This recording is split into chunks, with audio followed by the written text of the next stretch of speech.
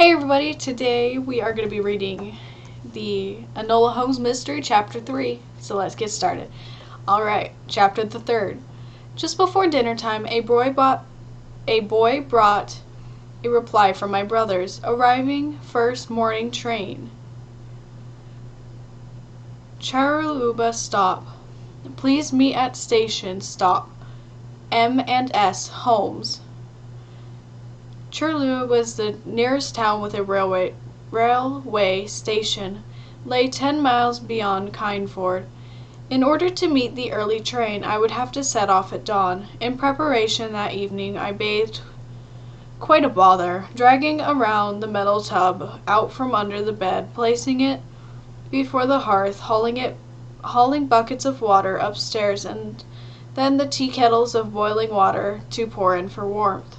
Mrs. Lane was of no help, for even though it was summertime, she needs must build a fire in my bedchamber, all the while declaring to the kindling, the coals, and finally the flames, that no sane person would bathe on such a damp day. I wanted to wash my hair also, but I could not do so without Mrs. Lane's assistance, and she developed sudden rheumatism in her arms while declaring to the towels she was heating, "It's no more than 3 weeks since the last time, and the weather is not nearly warm enough." I bundled into bed directly after my bath, and Mrs. Lane, still muttering, placed hot water bottles at my feet. In the morning I brushed my hair a full 100 strokes, trying to render it glossy, and then tied it back with a white ribbon to match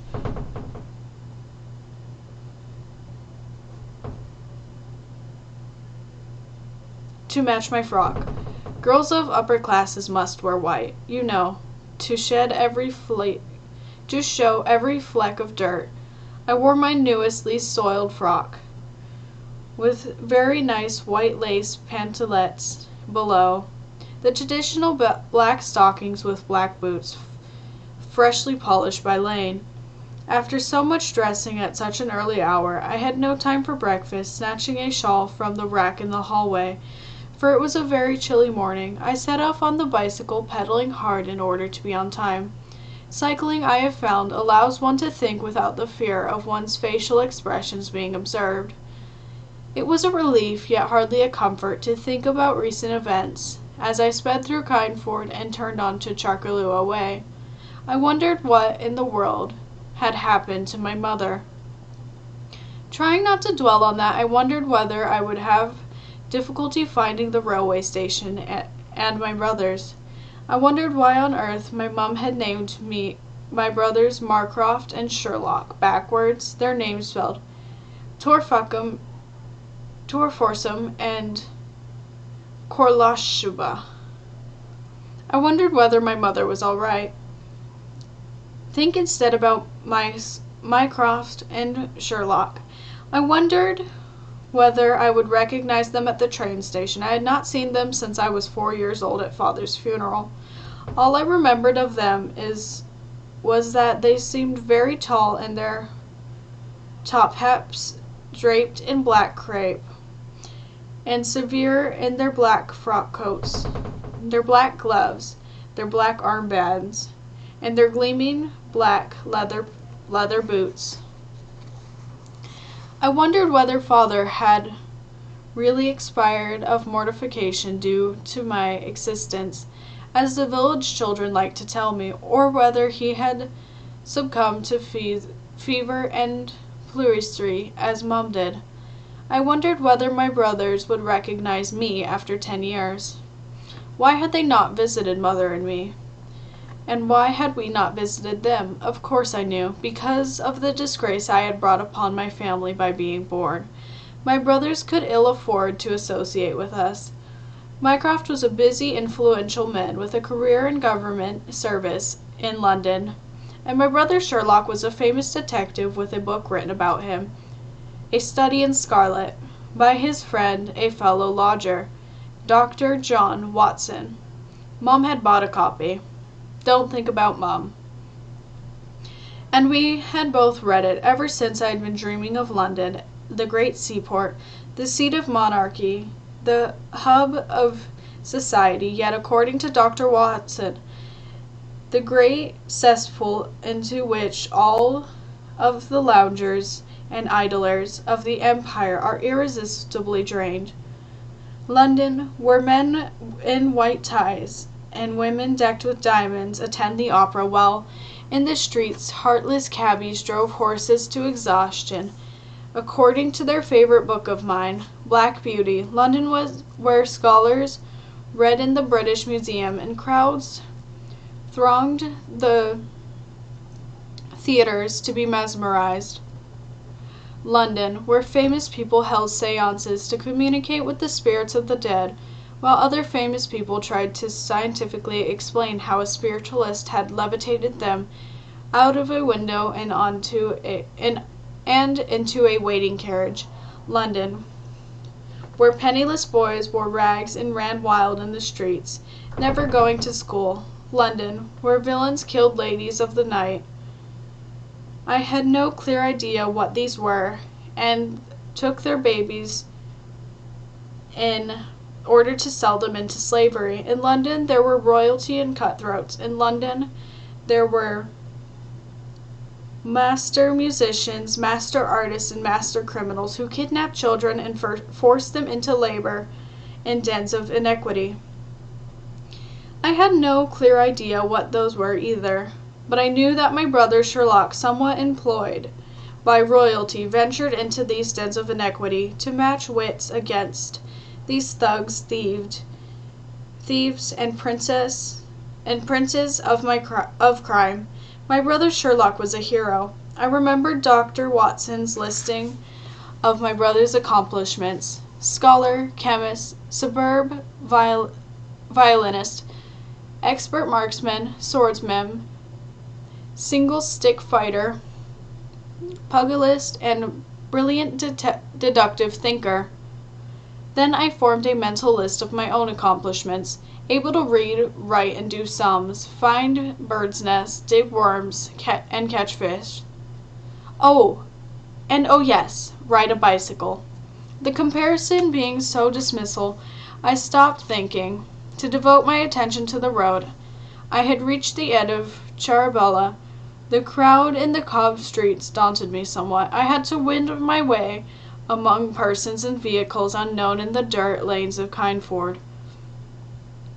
Men selling fruit from barrows, women with baskets peddling sweets, meanies pushing their prams, too many pedestrians trying not to be run over by too many, carts, coaches, and gigs, beer wagons and coal wagons and lumber wagons, a carriage and omnibus pulled by no less than 4 horses. Amid all this, how was I able to find the railway station? Wait, I saw something. Rising over the housetops like an ostrich feather, upon a lady's hat stood a white plume in the gray sky. A smoke of it seemed locomotive. Pedaling towards it, I soon hear roaring, shrieking, clanging noise, the engine coming in. I arrived at the platform just as it did. Only a few passengers got off. Among them I had no difficulty recognizing 2 tall male Londoners, who had to be my brothers. They wore gentlemen's country attire, dark tweeded suits with braid edging, soft ties, bowler hats, and kid gloves. Only gentry wore gloves at the height of summer. One of my brothers had grown a bit of a stout, showing an expanse of silk waistcoat. That would be Mycroft, I suppose, the older by 7 years. The other, Sherlock, stood straight as a rake and as lean as a greyhound in his charcoal suit and black boots. Swinging their walking sticks, they turned their head from side to side looking for something, but their scrutiny passed right over me. Meanwhile, everyone on the platform stole glances at them, and to my annoyance I found myself trembling as I hopped off the bicycle. A strip of lace from my pantalettes, confounded flimsy things, caught on the chain, tore loose, and dangled over my left boot. Trying to chuck it up, I dropped my shawl. This would not do. Taking a deep breath, leaving my shawl on the bicycle, and my bicycle leaning against the station wall, I straightened up and approached the two Londoners, not quite succeeding in holding my head high. "Mr. Holmes?" I asked. And, Mr. Holmes? Two pairs of sharp gray eyes fixed upon me, two pairs of artistic brows lifted. I said, "You, asked me to meet you here." "Enola?" they both exclaimed at once, and then in rapid alteration, "What are you doing here? Why did you not send the carriage? We should have known her. She looks just like you, Sherlock." The taller, leaner boy one was indeed Sherlock, then. I liked his bony face, his hawk eyes, his nose like a beak, but I sensed that for me to look like him was no compliment. I thought she was a street urchin. On a bicycle? Why a bicycle? Where's the carriage, Enola? I blinked. Carriage? There were a landau, a plathan gathering dust in the carriage house. But there had been no horses for many years, not since my mother's old hunter had gone on to greener pastures. I could have hired horses, I suppose, I said slowly, but I would not know how to harness or drive them. Then stout one, Marcroft exclaimed. Why are we paying a stable boy and a groom? I beg your pardon? Are you telling me you have no horses? Later, Mycroft. You, with commanding ease, Sherlock summoned a loitering lad. Go hire us a brougham. He tossed a coin to the boy, who touched his cap and ran off.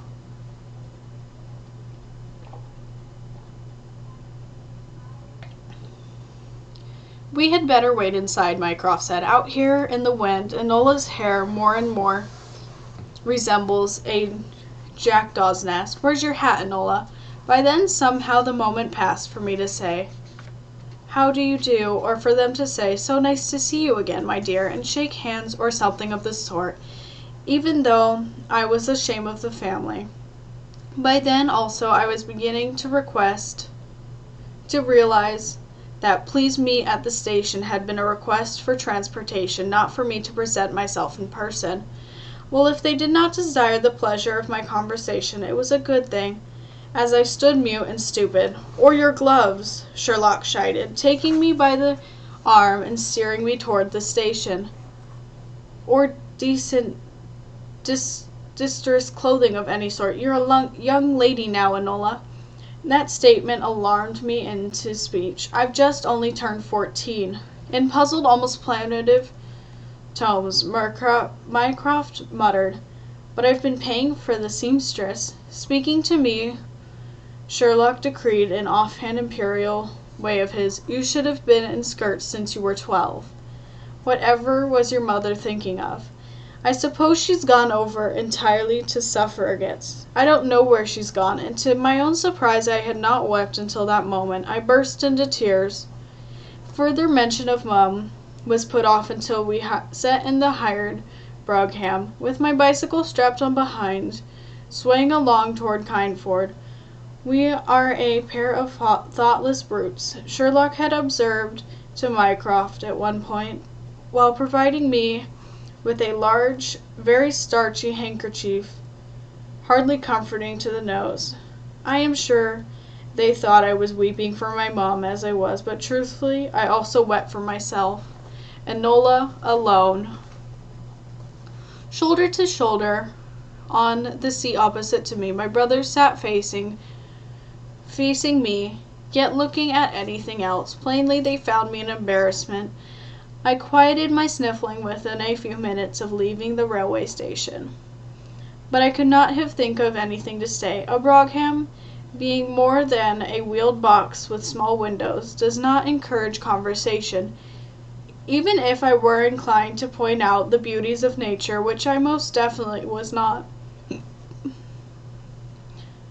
So, Enola, asked Mycroft gruffly after a while, are you feeling well enough to tell us what has happened? I did so, but there was little to add what they already knew.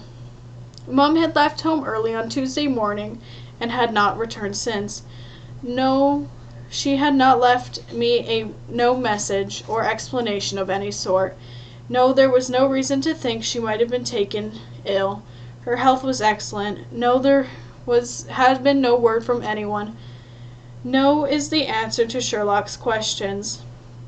There had been no bloodstains, no footprints, no signs of forced entry, and I did not know of any strangers who had been lurking about. No, there had not been no ransom demand. If Mum had any enemies, I did not know any of them. Yes, I had notified the Kindford police constably. So I can see, Sherlock remarked, leaning forward to peer out the windows as Bruggerham as we rolled into Ferndale Park. For there they are, along with every loiterer in the village, prodding bushes, peering about in the most ineffectual manner. Do they expect to find her sheltering under a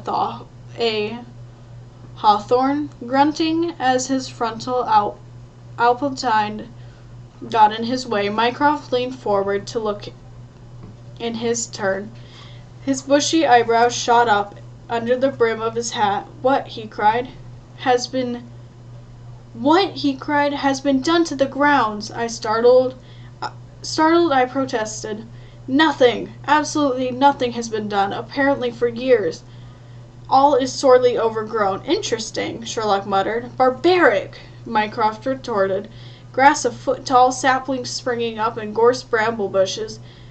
Those are wild roses. I like them. Growing on what should have been the front lawn?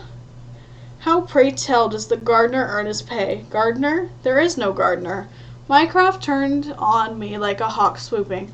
But you do have a gardener. Ruggles, the man's name is. I've been paying him 12 shillings a week for the past 10 years. I dare say I sat with my mouth open for several reasons. How could Mycroft be suffering under this absurd delusion that there was a gardener? I knew no one named Ruggles. Moreover, I had no idea that money came from Mycroft. I think I had been assuming that money, like stair rails and chandeliers and other furnishing, came with the hall. Sherlock intervened. Mycroft, if there were such a parsonage, I am sure Enola would be well aware of him. Bah, she isn't aware of... Sherlock interrupted, although addressing his remarks to me. Enola, never mind. Mycroft gets quite out of humor when he is disrupted from his usual orbits between his rooms, his office, and the Diogenes Club. Ignoring him, his brother leaned toward me, demanding, Enola, are there really no horses, no groom, and no stable boy? No, I mean yes, there really were none. Well, which is it? No or yes? Mycroft, Sherlock intervened. The girl's head, you'll observe, is rather small in proportion to her remarkably tall body. Let her alone. There is no use in confusing and upsetting her when you'll find out for yourself soon enough. Indeed, in that moment, the hired brougham pulled up in front of Ferndale Hall. End of chapter 3.